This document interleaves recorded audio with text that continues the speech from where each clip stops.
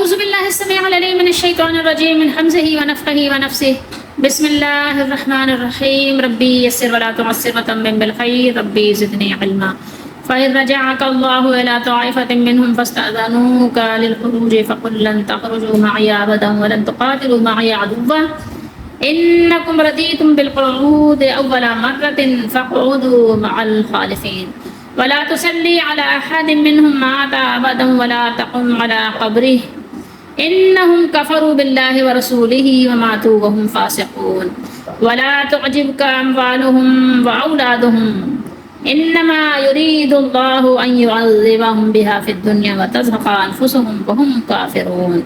یہ 3 آیات مبارکہ ہیں سورہ توبہ کی 10واں سپارہ ہے، آیت نمبر 83 سے 85، 83 to 85۔ پھر اے محبوب، اگر اللہ تمہیں ان میں سے کسی کی گروہ کی طرف واپس لے جائے اور وہ تم سے جہاد کے نکلنے کی اجازت مانگے تو تم فرمانا کہ تم کبھی میرے ساتھ نہ چلو اور ہرگز میرے ساتھ کسی دشمن سے نہ لڑو۔ تم نے پہلی دفعہ بیٹھ رہنا پسند کیا تو بیٹھ رہو پیچھے رہ جانے والوں کے ساتھ، اور ان میں سے کسی کی میت پر کبھی نماز نہ پڑھنا اور نہ اس کی قبر پر کھڑے ہونا۔ بے شک وہ اللہ اور اس کے رسول سے منکر ہوئے اور فسق ہی میں مر گئے، اور ان کے مال یا اولاد پر تعجب نہ کرنا، اللہ یہی چاہتے ہیں کہ اس سے دنیا میں ان پر وبال کرے اور کفر ہی پر ان کا دم نکل جائے۔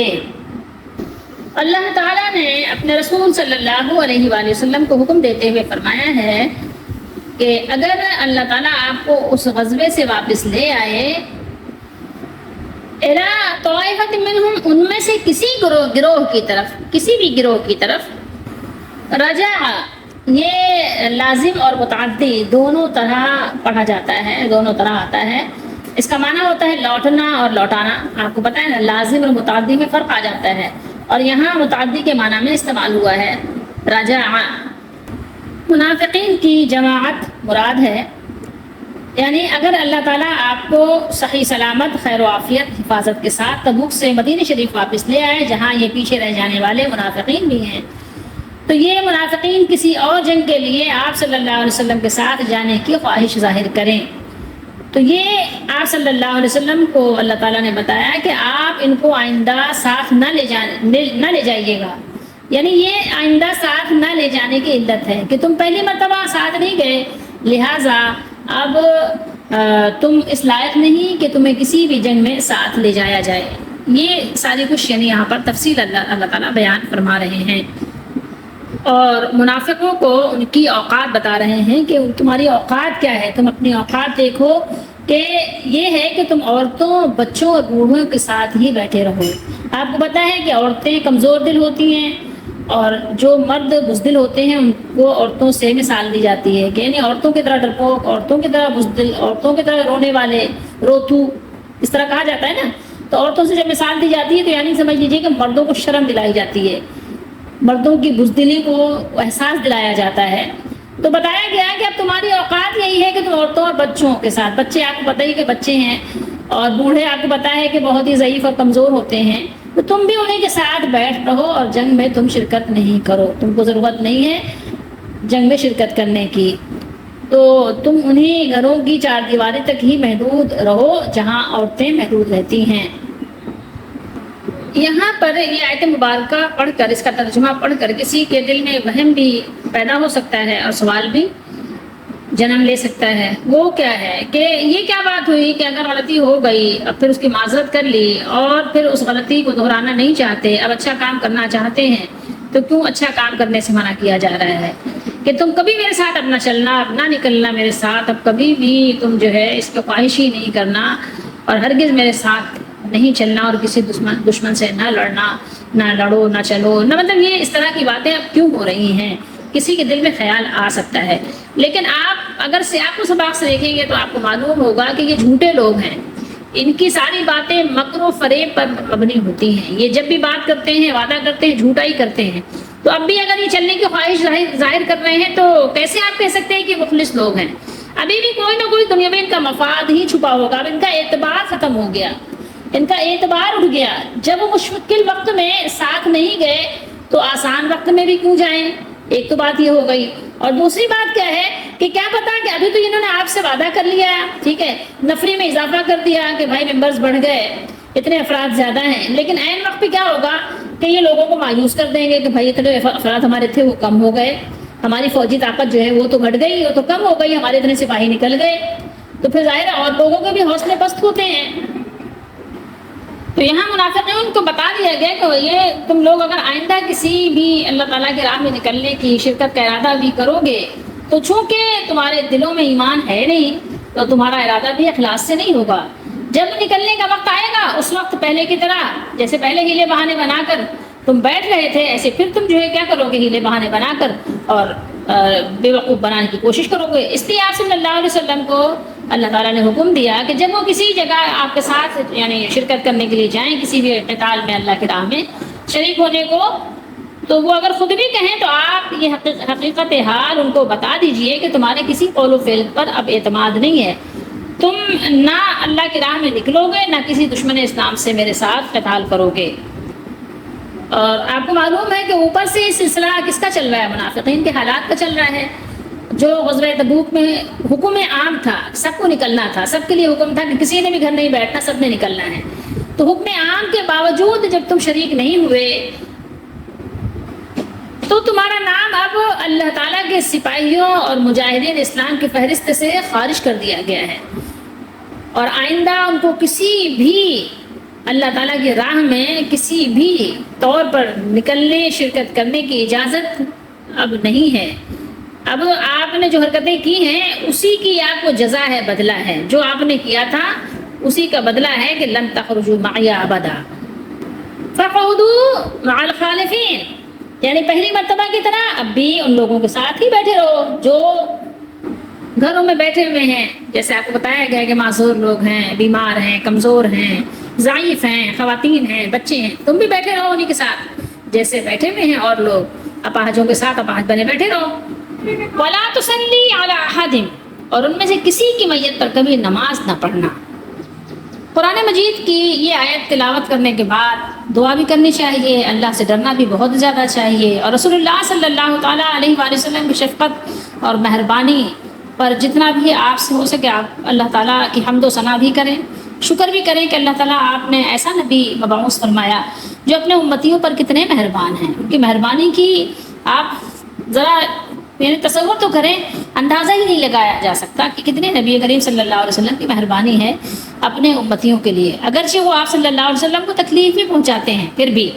یہاں پہ دیکھیے حدیث نمبر بخاری شریف کی 1366 ہے، یعنی 1366، اور اس کو بیان کرنے والے عبداللہ بن عمر بن خطاب رضی اللہ تعالیٰ عنہ ہیں۔ جب عبداللہ بن ابی ابن سلول مرا تو رسول اللہ صلی اللہ علیہ وسلم سے اس پر نماز جنازہ کے لیے کہا گیا ہے، یعنی آپ صلی اللہ علیہ وسلم اس کی نماز جنازہ پڑھائیے۔ نبی کریم صلی اللہ علیہ وآلہ وسلم جب اس ارادے سے کھڑے ہوئے تو میں نے آپ کی طرف بڑھ کر عرض کیا، یہ عرض کرنے والے کون ہیں؟ حضرت عمر رضی اللہ تعالیٰ عنہ، عمر بن خطاب رضی اللہ تعالیٰ عنہ ہیں، کہ وہ بڑھ کر عرض کرنے لگے، یا رسول اللہ صلی اللہ علیہ وسلم آپ ابن ابی کی نماز جنازہ پڑھاتے ہیں، حالانکہ اس نے فلاں دن فلاں بات کہی اور فلاں دن فلاں بات، یعنی مختلف اس کی باتیں جو اذیت ناک باتیں تھیں اور جو ام المومنین پر الزام لگانے والی بات تھی، ساری باتیں نہیں دہرائیں۔ میں اس کی کفر کی باتیں گننے لگا، لیکن رسول اللہ صلی اللہ علیہ وسلم یہ سن کر مسکرا دیے اور فرمایا، عمر اس وقت پیچھے ہٹ جاؤ، لیکن میں بار بار اپنی بات دہراتا رہا تو آپ نے مجھے فرمایا، مجھے اللہ کی طرف سے اختیار دے دیا گیا ہے۔ یعنی عمر رضی اللہ تعالیٰ نے یہ بات فرما رہے ہیں کہ بار بار یعنی آپ صلی اللہ علیہ وسلم کو یاد دلا رہے تھے یہ اس کی باتیں، یعنی آپ صلی اللہ علیہ وسلم اس کی نماز جنازہ نہ پڑھائیں، لیکن آپ صلی اللہ تعالیٰ علیہ وسلم ان کو منع کرتے رہے، لیکن جب وہ نہیں مانے تو آپ صلی اللہ علیہ وسلم نے ان کو جواب دیا کہ اللہ تعالیٰ نے مجھے اختیار دے دیا ہے کہ میں نماز جنازہ اس کی پڑھاؤں یا نہ پڑھاؤں، اور جس اختیار کی بات رسول اللہ صلی اللہ علیہ وسلم نے فرمائی ہے وہ اختیار آپ نے پڑھ لیا ہے۔ کس میں ہے؟ سورہ توبہ میں آیت نمبر 80 پر ہم پڑھ چکے ہیں۔ تو اللہ نے فرمایا وہاں پر کیا، استغفر لہم او لا تستغفر لہم، یعنی فرمایا کہ ان کے لیے آپ چاہے مغفرت کی دعا کریں یا ان کے لیے مغفرت کی دعا نہ کریں، تو یہ یہاں پر کریں تو یہاں اجازت کے معنی میں آپ صلی اللہ علیہ وسلم نے فرمایا کہ اللہ تعالیٰ نے مجھے اجازت دی ہے، اجازت دیا ہے، اختیار دے دیا گیا ہے، تو میں نے نماز پڑھانی پسند کی، یعنی میں نے اجازت کو پسند کر لیا۔ اگر مجھے معلوم ہو جائے کہ 70 مرتبہ سے زیادہ مرتبہ اس کے لیے مغفرت مانگنے پر اسے مغفرت مل جائے گی، تو اس کے لیے اتنی ہی زیادہ مغفرت مانگوں گا، اگر یہ معلوم ہو جائے۔ لیکن چونکہ ظاہر آپ دیکھیے کہ اللہ کے غضب سے ڈریے کہ اگر اللہ تعالیٰ کسی پر غضبناک ہو جائے، ناراض ہو جائیں، تو اب دیکھیے کہ پھر کسی کا معافی مانگنا کام نہیں دیتا۔ نبی کریم صلی اللہ علیہ وسلم کی آپ محبت اور شفقت دیکھیں کہ اگر مجھے اجازت مل جائے تو میں یعنی اس سے زیادہ مرتبہ معافی مانگنے کے لیے تیار ہوں، لیکن اب اللہ تعالیٰ کی طرف سے جب اٹل فیصلہ ہو گیا تو اب معافی مانگنا کیا ہے، بے مقصد ہو گیا۔ لیکن آپ صلی اللہ علیہ وسلم نے فرمایا کہ اگر اجازت مل جائے، امید ہو جائے کہ اس کو معافی مل جائے گی، تو پھر بھی میں 70 سے زائد مرتبہ بھی معافی مانگنے کے لیے تیار ہوں۔ اللہ اکبر، کیسی شفقت ہے! ذرا سوچئے، میں اور آپ تو ایک بار بھی معاف کرنے کو تیار نہیں ہوتے، اس نے ڈائریکٹ رسول اللہ صلی اللہ علیہ وسلم پر حملہ کیا، کتنا یعنی تکلیف پہنچانے کا کام کیا، لیکن پھر بھی اللہ کے نبی صلی اللہ علیہ وسلم کی مہربانی دیکھیے کہ اگر اللہ تعالیٰ کی طرف سے یہ اجازت مل جائے کہ یعنی آپ زیادہ معافی مانگیں گے تو اس کو معافی مل جائے گی، تو آپ صلی اللہ علیہ وسلم پھر بھی تیار ہیں کہ معافی مانگ لیں گے، لیکن زبردستی نہیں کرتے نبی، یہ بات یاد رکھیے۔ خیر، حضرت عمر رضی اللہ تعالیٰ عنہ نے بیان کیا کہ رسول اللہ صلی اللہ علیہ وسلم نے اس کی نماز جنازہ پڑھائی، اور واپس ہونے کے تھوڑی دیر بعد آپ پر سورہ برات کی 2 آیتیں نازل ہوئیں۔ 2 آیتیں کون سی ہیں؟ یہی جو ابھی ہم تلاوت کر رہے ہیں، وَلَا تُصَلِّ عَلَىٰ أَحَدٍ مِّنْهُمْ مَاتَ أَبَدًا، کہاں تک نازل ہوئی؟ وَهُمْ فَاسِقُونَ، اور پھر اس کے بعد وَلَا تَقُمْ عَلَىٰ قَبْرِهِ إِنَّهُمْ كَفَرُوا بِاللَّهِ وَرَسُولِهِ وَمَاتُوا وَهُمْ فَاسِقُونَ، کسی بھی منافق کی موت پر اس کی نماز جنازہ آپ ہرگز نہ پڑھائیے۔ وہاں گنجائش تھی، اجازت تھی، اختیار تھا، آپ صلی اللہ علیہ وسلم نے اس اختیار کو اختیار فرمایا کہ آپ چاہیں تو استغفار کریں، اور اگر آپ استغفار کریں یا نہ کریں اللہ تعالیٰ ان کو معاف نہیں کریں گے، تو آپ نے استغفار کرنے کو، نماز جنازہ پڑھانے کو اختیار فرما لیا۔ اور یہیں تک نہیں کہ آپ نماز جنازہ نہ پڑھائیے، بلکہ فرمایا کہ اس کی قبر پر بھی مت کھڑے ہوئیے، قبر پر بھی آپ نے نہیں، وَلَا تَقُمْ عَلَىٰ قَبْرِهِ، ان لوگوں نے اللہ اس کے رسول کی باتوں کو نہیں مانا، اور مرے بھی تو کیسے مرے؟ نافرمان ہو کر، فاسق ہو کر مر گئے، کافر ہو کر مر گئے، منافق ہو کر مر گئے۔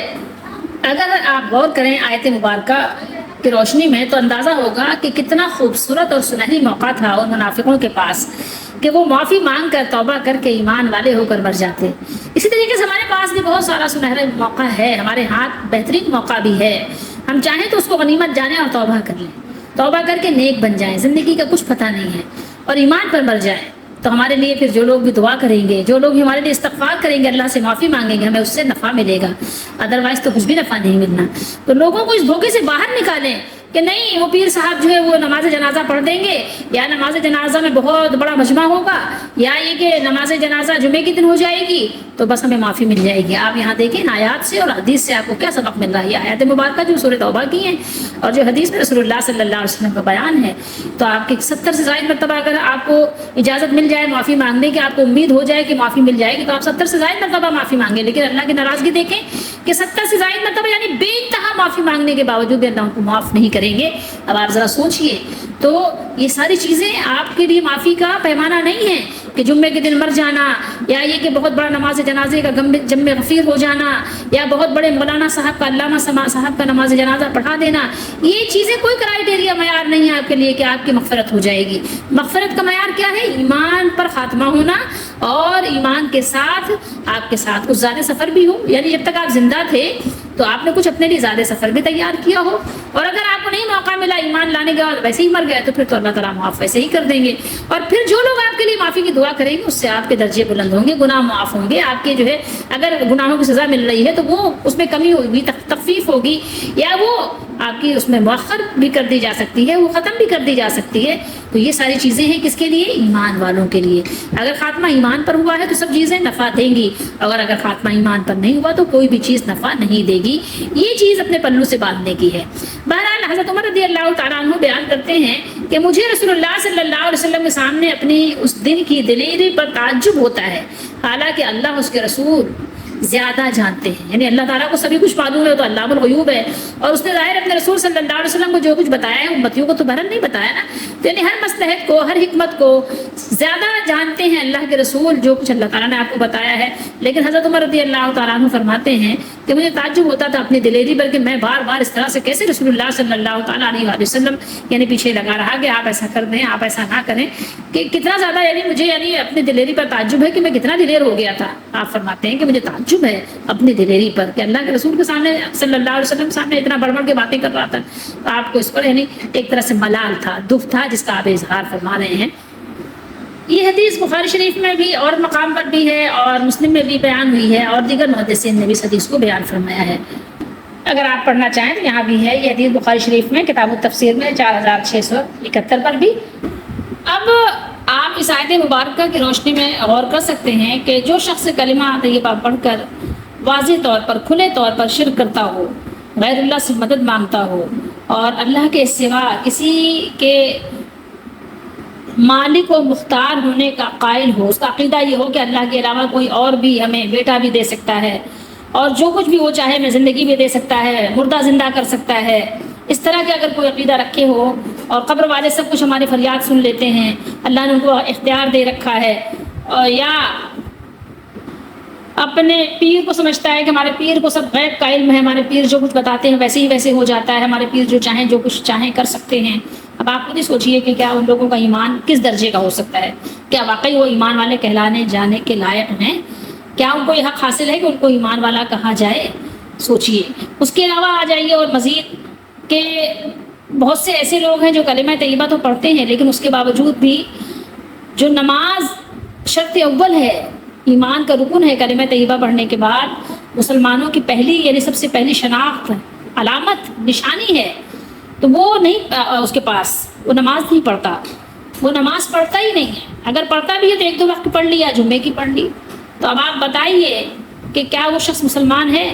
یا بہت سے لوگ ایسے ہیں جو اللہ تعالیٰ کی حدود کو نعوذ باللہ وحشیانہ سزائیں کہتے ہیں، یا اللہ کے احکام کے مذاق اڑاتے ہیں، یا اس زمانے میں اللہ تعالیٰ کا جو کلام ہے قرآن مجید یا رسول اللہ صلی اللہ علیہ وسلم کی سنت وہ ناقابل عمل کہتے ہوں کہ وہ عمل کے لائق نہیں ہے، پردہ اس دور میں نہیں ہو سکتا، یا بہت کچھ جو کچھ وہ نام لے لے کر کہتے ہیں.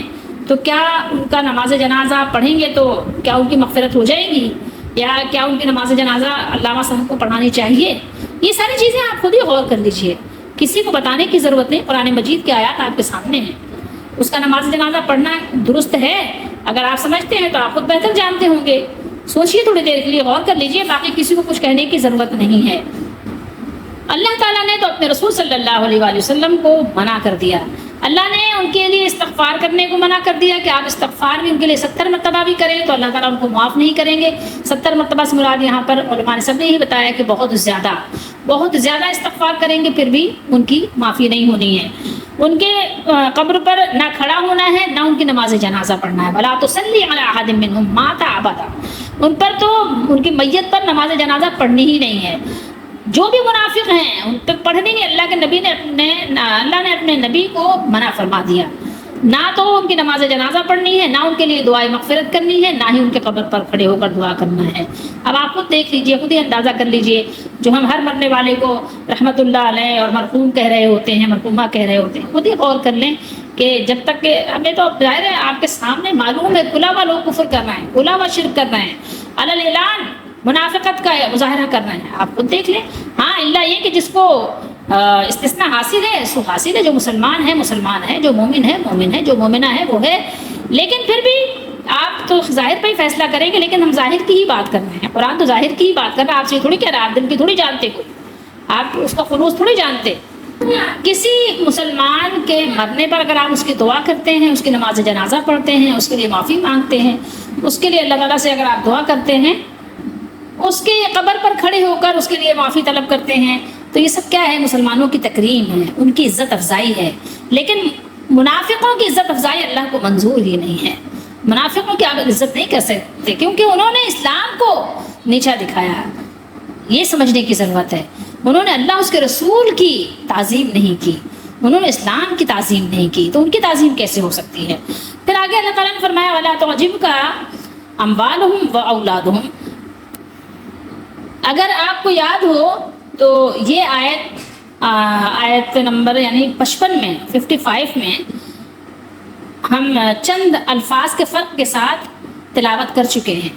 یہاں دوبارہ لانے کا مقصد یہ ہے کہ نفاق انہی چیزوں کی محبت اور حرص سے پیدا ہوتا ہے جیسا کہ سورہ منافقون میں ان کے اعمال بد کے تذکرے کے بعد آخر میں یہی تلقین فرمائی لا تلہکم اموالکم ولا اولادکم عن ذکر اللہ. سورہ منافقون میں آیت نمبر 9 میں دیکھنا کہیں تمہارے اموال مال کی جمع ہے اور تمہاری اولاد تمہیں اللہ کی یاد سے غافل نہ کر دیں، کہیں تمہیں غافل نہ کر دیں. لیکن غور کریں تو پتہ چلے گا تو غافل تو کر ہی دیا ہے. آج تو ہم غافل ہی ہیں، ہماری زندگی یہ غفلت میں گزر رہی ہے. دیکھیے یہاں آیت نمبر 55 میں سورہ توبہ میں کیا فرمایا فلا تعجبک اموالہم ولا اولادہم. فرمایا کہ تمہیں ان کے مال اور ان کی اولاد کا تعجب نہ آئے. یہاں بھی وہی بات ہے نا کہ اللہ تعالیٰ یہی چاہتے ہیں کہ دنیا کی زندگی میں ان چیزوں سے ان پر وبال ڈالے اور اگر کفر ہی پر ان کا دم نکل جائے. ٹھیک ہے، تو یہاں اگر جو ہے وہ میں نے بتایا تھا پرنٹنگ میں مسٹیک ہوئی ہے، اور یعنی کفر پر ہی ان کا دم نکل جائے. یہاں پر اللہ تعالیٰ نے یہ بات بیان کی ہے.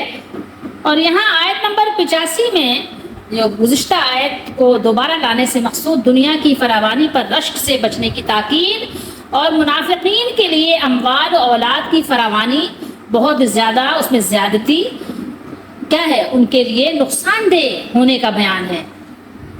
انما یرید اللہ ان یعذبہم بہا فی الدنیا وتزہق انفسہم وہم کافرون.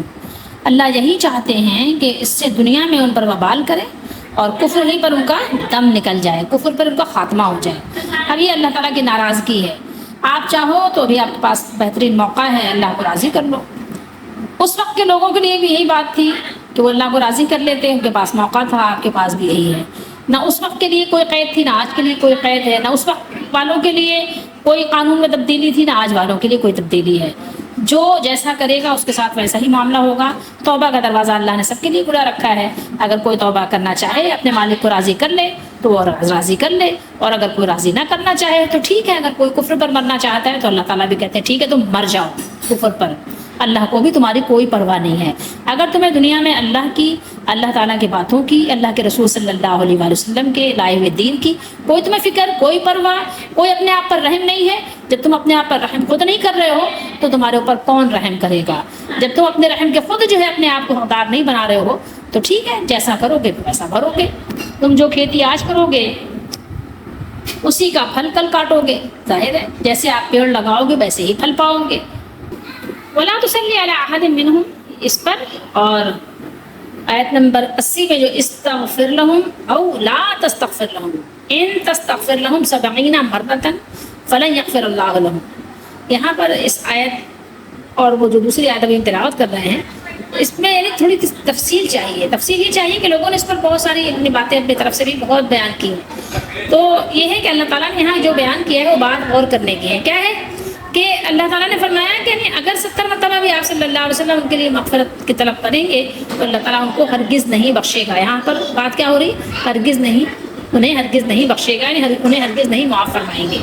ٹھیک ہے، تو یہاں پر ایک تو یہ بات ہو گئی، اور یہاں پر نماز پڑھنے کی اور قبر پہ کھڑے ہونے کی بات ہو گئی. اب حدیث شریف دیکھتے ہیں بخاری شریف کی. بخاری شریف ہے، حدیث نمبر ہے 4670 اور کتاب التفسیر ہے، تفسیر اسی کی ہے استغفر لهم او لا تستغفر لهم. یہ وہی آیت بیان ہوئی، آیت نمبر 80. یہاں بیان کرنے والے بھی حضرت عبداللہ بن عمر رضی اللہ تعالیٰ عنہما ہیں. بیان کیا کہ جب عبداللہ بن ابی منافق کا انتقال ہوا تو اس کے لڑکے نے بیٹے نے عبداللہ بن عبداللہ، ان کا نام بھی عبداللہ تھا، جو سچے مسلمان تھے، رسول اللہ صلی اللہ علیہ وسلم کی خدمت میں حاضر ہوئے اور عرض کیا کہ آپ اپنی قمیص ان کے والد کے کفن کے لیے عنایت فرما دیں. آپ صلی اللہ علیہ وسلم نے قمیض عنایت فرمائی. پھر انہوں نے عرض کی کہ آپ نماز جنازہ بھی پڑھا دیجئے. رسول اللہ صلی اللہ علیہ وسلم نماز جنازہ پڑھانے کے لیے بھی آگے بڑھ گئے. اور پھر وہ حضرت عمر رضی اللہ تعالیٰ عنہ کی بات ہے کہ دامن پکڑ لیا اور عرض کیا کہ یا رسول اللہ صلی اللہ علیہ وسلم ان کے نماز جنازہ پڑھانے جا رہے ہیں، جبکہ اللہ تعالیٰ نے آپ صلی اللہ علیہ وآلہ وسلم کو اس سے منع بھی فرما دیا ہے. رسول اللہ صلی اللہ علیہ وسلم نے فرمایا اللہ تعالیٰ نے مجھے اختیار دیا ہے، فرمایا کہ آپ ان کے لیے استغفار کریں خواہ نہ کریں. یعنی اختیار کیا ہے کہ آپ ان کے لیے چاہے استغفار کریں یا نہ کریں. تو آپ نے استغفار کرنے کو اختیار کر لیا، یعنی نماز جنازہ پڑھانے کو. تو اگر آپ ان کے لیے 70 بار بھی استغفار کریں گے تب بھی اللہ انہیں نہیں بخشے گا، نہیں معاف کرے گا. اس لیے میں 70 مرتبہ سے بھی زیادہ استغفار کروں گا. حضرت عمر رضی اللہ تعالیٰ عنہ کی باتیں بریکٹ میں موجود ہیں، اور 70 مرتبہ سے زیادہ کرنے کی بات جو ہم آپ کو حدیث سنا چکے ہیں کہ اگر آپ صلی اللہ علیہ وسلم فرمائے کہ مجھے امید ہو کہ اللہ تعالیٰ 70 مرتبہ سے زائد استغفار کرنے سے اس کو معاف کر دے گا، معافی مل جائے گی، تو بات ہے. ورنہ ظاہر ہے کہ لازمی بات ہے کہ اللہ کے رسول صلی اللہ علیہ وسلم کو معلوم ہے کہ اگر کسی کا خاتمہ کفر پر ہوا ہے، اللہ کو ناراض کر کے ہوا ہے، تو اس کی معافی نہیں مانگی جائے گی. یہ ذہن نشین رکھیے گا، یہ معلوم ہونا چاہیے. ایسا نہیں ہے کہ حضرت عمر رضی اللہ تعالیٰ عنہ کو معلوم ہے، رسول اللہ صلی اللہ علیہ وسلم کو معلوم نہیں ہے، ایسا نہیں ہے. ٹھیک ہے، یہ بات وہی ہے کہ جو اللہ تعالیٰ نے آپ کو اختیار دیا، اسی اختیار کی بات ہے. ورنہ پھر بعد میں اللہ تعالیٰ نے منع کیوں کیا؟ منع کر دیا اللہ تعالیٰ نے، اس اختیار کو اللہ تعالیٰ نے ختم کر دیا. تو آخر رسول اللہ صلی اللہ علیہ وسلم اس کی نماز جنازہ پڑھائی. اس کے بعد اللہ تعالیٰ نے یہ حکم نازل فرمایا، اور ان سے جو کوئی مر جائے اس پر کبھی بھی نماز جنازہ یعنی جنازہ نہ پڑھنا اور نہ اس کے قبر پر کھڑے ہونا. یہ بخاری شریف ہے، اور وہی قرآن مجید کی آیت ریپیٹ کی گئی ہے. یہ مسلم شریف ہے، اور منافقوں کے بیان حدیث نمبر ہے 7028. یہاں پر بیان کیا ہے کہ رسول اللہ صلی اللہ تعالیٰ علیہ وآلہ وسلم نے جب یہ آیات جو ہم سورۃ توبہ میں پڑھ رہے ہیں نازل ہوئی تو منافقوں کی نماز جنازہ پڑھنا آپ نے چھوڑ دی. فتارا کا آپ نے ترک کر دیا. کس کی نماز جنازہ پڑھنا؟ ان لوگوں کی، یعنی جو منافق تھے. اور رسول اللہ صلی اللہ تعالیٰ علیہ وآلہ وسلم نے جو اس کو منافق کو اپنے قمیض دی تھی، اس کی ایک وجہ یہ بھی بیان کرتے ہیں علماء کرام کہ جنگ بدر میں رسول اللہ صلی اللہ علیہ وسلم کے چچا جان حضرت عباس رضی اللہ تعالیٰ عنہ، وہ قمیض ان کی یعنی نہیں تھی، یا قمیض ان کی پھٹ گئی تھی، تو کسی کی قمیض ان کو پوری نہیں آ رہی تھی. یہ اس کا جو سائز تھا قمیض کا، عبداللہ بن ابی منافق کا، اس کی قمیض آپ کے چچا کو پوری آ رہی تھی، تو اس نے آپ صلی اللہ علیہ وسلم کے چچا کو اپنی قمیض دی تھی. تو آپ صلی اللہ علیہ وسلم نے اس کا بدلہ بھی دیا، اور چونکہ ان کے بیٹے جو تھے وہ پکے مومن مخلص مسلمان تھے، صحابی تھے، تو آپ نے ان کی دلجوئی بھی کی.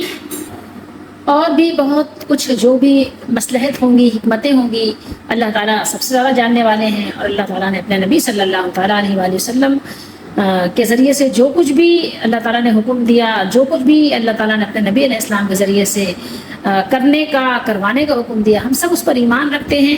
اور جو کچھ قرآن میں بیان ہوا سب وہ حق اور سچ ہے، اور وہ حکمت کے مطابق ہے، اس میں انسانوں کے لیے فائدہ ہی فائدہ ہے، تو ہم اس پر ایمان رکھتے ہیں. بہرحال لیکن اس کے بعد رسول اللہ صلی اللہ علیہ وسلم نے منافقوں کی نماز جنازہ نہیں پڑھی. اور اس میں اسی آیت کی روشنی میں بخاری مسلم سمیت بہت سے محدثین نے ایک حدیث اور بھی بیان کی ہے کہ عبداللہ بن ابی بن سلول جو ہے، جب وہ مر گیا اور جب اس کو دفنانے کے لیے یعنی قبر میں اتار دیا گیا، قبر میں رکھا گیا، تو رسول اللہ صلی اللہ علیہ وسلم کو جب اس کی خبر ہوئی تو آپ صلی اللہ علیہ وسلم تشریف لائے، اور اس کو دفن کیا جا رہا تھا. تو آپ نے اسے قبر سے نکلوایا اور اپنا لعاب دہن اس کے منہ میں ڈالا اور اسے اپنی قمیض پہنائی.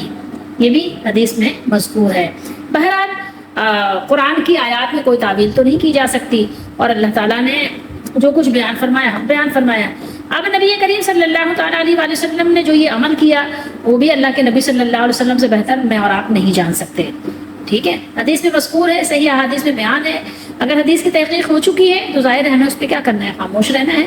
اور اس کے علاوہ بات یہ ہے کہ جب ہم قرآن مجید کی یہ آیات تلاوت کرتے ہیں تو ہمیں اس بات کا اندازہ ہو جاتا ہے کہ خود رسول اللہ صلی اللہ علیہ وسلم نے بھی بیان کر دیا اور قرآن میں بھی بیان ہو گیا کہ جو شخص کفر پر مر جائے یا نفاق پر مر جائے تو اب اس کو کسی بزرگ کی بزرگی سے نفع نہیں ملے گا. یہ بات تو طے شدہ ہے اور اللہ تعالیٰ کا اٹل قانون ہے، اس میں تبدیلی نہیں ہو سکتی.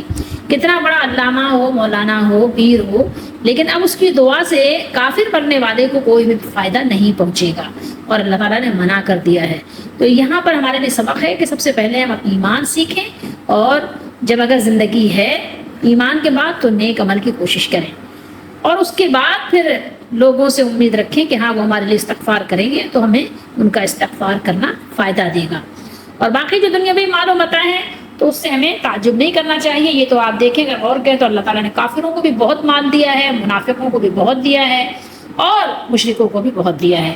مال بھی دی ہے، اولاد بھی دیے ہیں، ان کو صحت بھی دی ہے، ان کو وجاہت بھی دی ہے، ان کو دولت بھی دی ہے، ان کو بادشاہت بھی دی ہے، تو یہ کوئی ایسی چیز نہیں ہے جس کو ہم معیار بنائیں کہ یہ ہدایت کا معیار ہے۔ بہرحال باپ کو قرآن و سنت کے مطابق اللہ تعالیٰ ہم سب کو عمل کی توفیق دیں اور سیدھے راستے پر استقامت عطا فرمائیں، اسی پر زندہ رکھیں اور اسی پر ہم سب کا خاتمہ نصیب فرمائیں، آمین۔